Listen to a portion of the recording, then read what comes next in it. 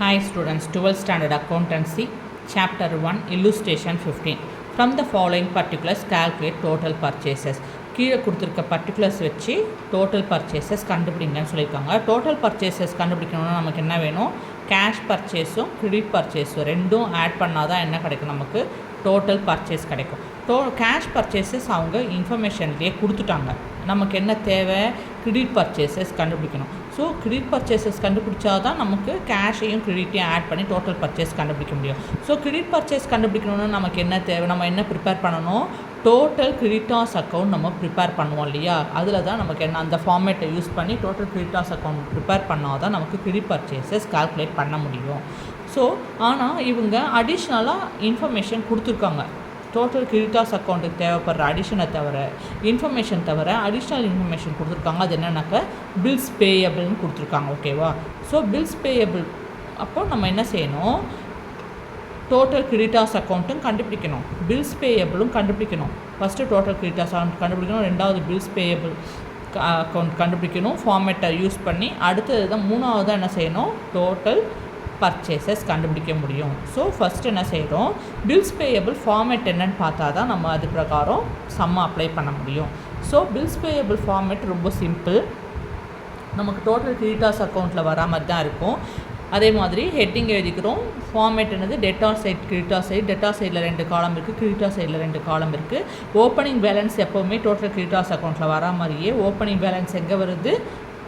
Credit சைடில். By balance brought down opening balance எழுதிக்கிறோம். Debit சைடில் எப்பப்போல்லாம் நம்ம கேஷை கொடுத்தோம், பேமெண்ட் மே பண்ணுறோமோ நம்மளுடைய சப்ளையருக்கு கேஷாக கொடுத்தா கேஷ்னு எழுதணும், செக்காக கொடுத்தாக்கா டு பேங்க்னு எழுதுகிறோம். அதே போல் அப்போது பில்ஸ் பேயபிள் பெய்டுன்ட்டு நம்ம எழுதிக்கணும். ஸோ கேஷும் பேமெண்ட் எப்பப்போல்லாம் பண்ணுறோமோ அதெல்லாம் டெட்டார் சைடில் வந்துடுது. அடுத்தது பில்ஸ் பேயபிள் டிஸ்ஆனர்டு. இப்போது ஒரு பில்ஸ் பேயபிள்னால் என்னன்னு சொல்லியிருக்கேன் உங்களுக்கு. நீங்கள் எப்பப்பெல்லாம் நீங்கள் கேட்குறீங்களோ, குட்ஸ் கேட்குறீங்களோ கடனுக்கு, உங்கள் சப்ளையர் சப்ளை பண்ணிகிட்டே இருக்கார். பட் அதுக்கு ஒரு எவிடன்ஸ் வேணும். நீங்கள் வந்து லேட்டராக தான் அமௌண்ட் பே பண்ணுறேன்னு சொல்கிறீங்க. ஓகேவா?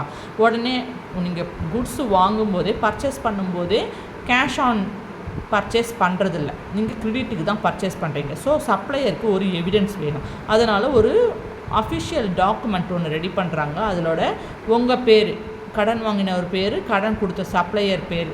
ஓகேவா?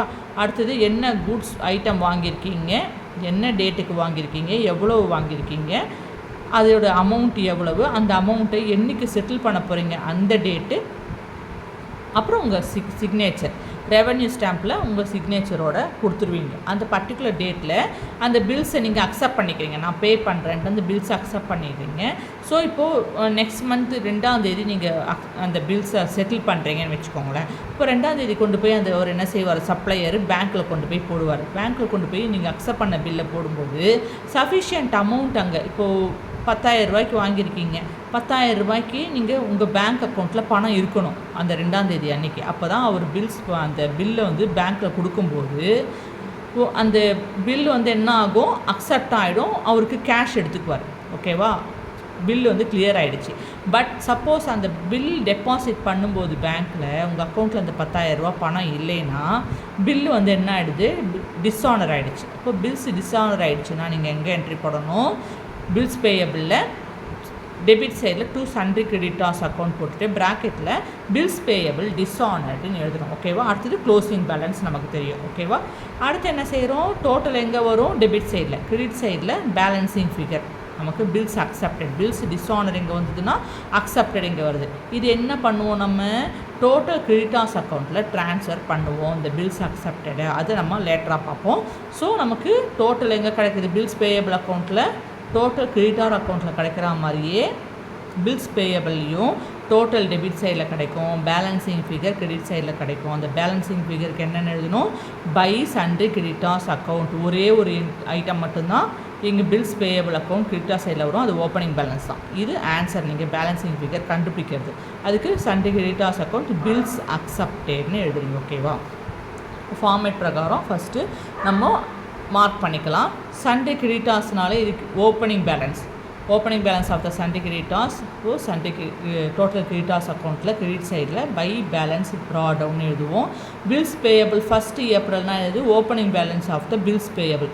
இது பில்ஸ் பேயபிளில் கிரெடிட் சைடில் பை பேலன்ஸ் ட்ரா டவுன் பில்ஸ் பேயபிளில் எழுதுவோம். அடுத்து பெய்டு கேஷ் டு கிரெடிட்டார்ஸ்னால் இது கிரெடிட்டார்ஸில் போது டெபிட் சைடில் டூ கேஷ்னு எழுதுவோம். Paid cash for bills payable அவனே க்ளூ கொடுத்துட்டான், நமக்கு எந்த கன்ஃபியூஷனுமே இல்லை. பில்ஸ் பேயபிளில் டெபிட் சைடில் டூ கேஷ்னு எழுது கேஷ் அக்கௌண்ட். பர்ச்சேசஸ் ரிட்டர்ன் எங்கே வரும் டோட்டல் கிரெடிட்டார்ஸ் அக்கௌண்ட்டில். கேஷ் பர்ச்சேசஸ் எங்கே ஃபைனலாக நம்ம கிரெடிட் பர்ச்சேஸ் கண்டுபிடிச்சி அதோட கேஷ் பர்ச்சேஸையும் கிரெடிட் பர்ச்சேஸையும் ஆட் பண்ணி டோட்டலில் பர்ச்சேஸ் கண்டுபிடிச்சிக்குவோம். கிரெடிட்டார்ஸ் ஆன் 31st மார்ச்னா எங்கே போய்டும் உங்களுக்கு கிரெடிட்டார்ஸ்னாலே total creditors account closing 31st மார்ச்னா க்ளோசிங் பேலன்ஸ். அடுத்து பில்ஸ் பேயபிள் 31st மார்ச்னாலும் இது பில்ஸ் பேயபிளோடைய க்ளோசிங் பேலன்ஸ். அவங்களே என்ன கொடுத்துருக்காங்க பில்ஸ் பேயபிள் கொடுத்தாங்க. 31st மார்ச்னா க்ளோசிங் பேலன்ஸ் டெபிட் சைடில் டூ பேலன்ஸ் கேரி டவுன்னு எழுதுவோம். ஓகேவா? ஸோ நம்ம ஐடென்டிஃபை பண்ணிட்டோம். இப்போ என்ன செய்ய போகிறோம், நம்ம first bills payable account prepare பண்ண போகிறோம். ஹெட்டிங் எழுதிட்டோம், ஃபார்மேட் எழுதிட்டோம். ஓப்பனிங் பேலன்ஸ் கிரெடிட் சைடில் என்ட்ரு பண்ணிட்டோம் 60,000. டெபிட் சைடில் 2 என்ட்ரி தான் வருது. 2 கேஷ் அக்கௌண்ட், 2 இது closing balance carry down. 2 debit சைடில் தான் நமக்கு டோட்டல் கிடைக்குது 1,80,000. அதுலேருந்து 60,000 சப்ட்ராக்ட் பண்ணோம்னா நமக்கு பேலன்சிங் ஃபிகர் எவ்வளவு 1,20,000 கிடச்சிச்சு. அதுக்கு நம்ம என்ன எழுதுகிறோம் சண்டே கிரெடிட்டார்ஸ் அக்கௌண்ட் எழுதிட்டு பில்ஸ் அக்செப்டட் தான் பேலன்சிங் ஃபிகர். இதுக்கு என்னது சண்டே கிரெடிட்டார்ஸ் பில்ஸ் அக்செப்டட். இது எங்கே ட்ரான்ஸ்ஃபர் ஆகும் ட்ரான்ஸ்ஃபர் டு டோட்டல் கிரெடிட்டார்ஸ் அக்கௌண்ட்டில் இதை ட்ரான்ஸ்ஃபர் பண்ணுவோம். இது கிரெடிட் சைடில் இருக்குனாக்கா டோட்டல் கிரெடிட்டார்ஸ் அக்கௌண்ட்டில் எங்கே போகும் டெபிட் சைடில் என்ட்ரி பண்ணணும், ஆப்போசிட் சைடில் என்ட்ரி பண்ணணும். ஓகேவா? So total creditors account 1,20,000 rupees. இங்கே என்ன எங்கேருந்து கொண்டு வந்திருக்கோம் பில்ஸ் பேயபிள் அக்கௌண்ட்லேருந்து எடுத்ததுனால பில்ஸ் பேயபிள் அக்கௌண்ட். இங்கே ஃபார்மேட் உங்களுக்கு தெரியும் இல்லையா டோட்டல் கிரெடிட்டார்ஸ் அக்கௌண்ட்.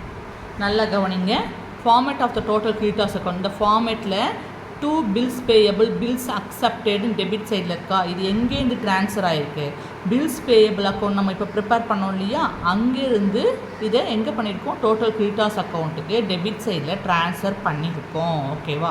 ஸோ இந்த ஃபார்மேட் பிரகாரம் நம்ம என்ன பண்ணுறோம் இங்கே டோட்டல் கிரெடிட்டார்ஸ் அக்கௌண்ட் போடும்போது இப்போ ப்ரிப்பேர் பண்ணுறோம். எதுக்காக ப்ரிப்பேர் பண்ணுறோம் நமக்கு கிரெடிட் பர்ச்சேசஸ் கால்குலேட் பண்ணுறதுக்காக டோட்டல் கிரெடிட்டார்ஸ் அக்கௌண்ட் ஃபார்மேட்டை யூஸ் பண்ணி ப்ரிப்பேர் பண்ணுறோம். இப்போ ப்ரிப்பேர் பண்ணும்போது பில்ஸ் பேயபிள் அக்கௌண்ட்டு நம்ம என்ன பண்ணிட்டோம் பில்ஸ் அக்செப்டட் நம்ம இப்போ கண்டுபிடிச்சோம் இல்லையா கிரெடிட் சைடில் இந்த பேலன்சிங் ஃபிகர். இந்த சண்டே கிரெடிட்டார்ஸ்ன்னு கிரெடிட்டார்ஸ்னால் டோட்டல் கிரெடிட்டார்ஸ்க்கு இதை ட்ரான்ஸ்ஃபர் பண்ணணும். கிரெடிட் சைடில் இருந்தாக்கா டெபிட் சைடில் ட்ரான்ஸ்ஃபர் பண்ணணும். ஓகேவா? நம்ம பண்ணிட்டோம் ஆஸ் பர் த ஃபார்மேட் பண்ணிட்டோம். ஓகேவா?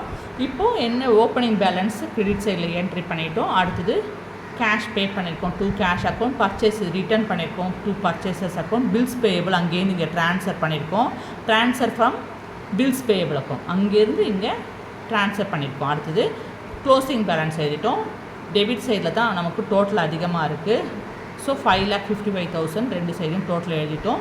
இப்போது நமக்கு டிஃப்ரென்ஸ் கண்டுபிடிக்கணும்னா 75,000லேருந்து 5,55,000 லெஸ் பண்ணோம்னா 4,80,000 நமக்கு கிடைக்கிது. இதுதான் பேலன்சிங் ஃபிகர். ஸோ இதுதான் கிரெடிட் பர்ச்சேசஸ் நம்ம கண்டுபிடிச்சிட்டோம். என்ன கொஸ்டினில் கேட்டிருக்காங்க total calculate total purchases. Total பர்ச்சேசஸ்னால் cash purchase plus credit purchases. Cash purchases அவங்க இன்ஃபர்மேஷனில் கொடுத்துருக்காங்க 3,20,000 ப்ளஸ் கிரெடிட் பர்ச்சேசஸ் இப்போ தான் 4,80,000 கண்டுபிடிச்சோம். ரெண்டுத்தையும் ஆட் பண்ணாக்க டோட்டல் பர்ச்சேஸ் 8 lakh rupees கண்டுபிடிச்சிட்டோம். தேங்க்யூ.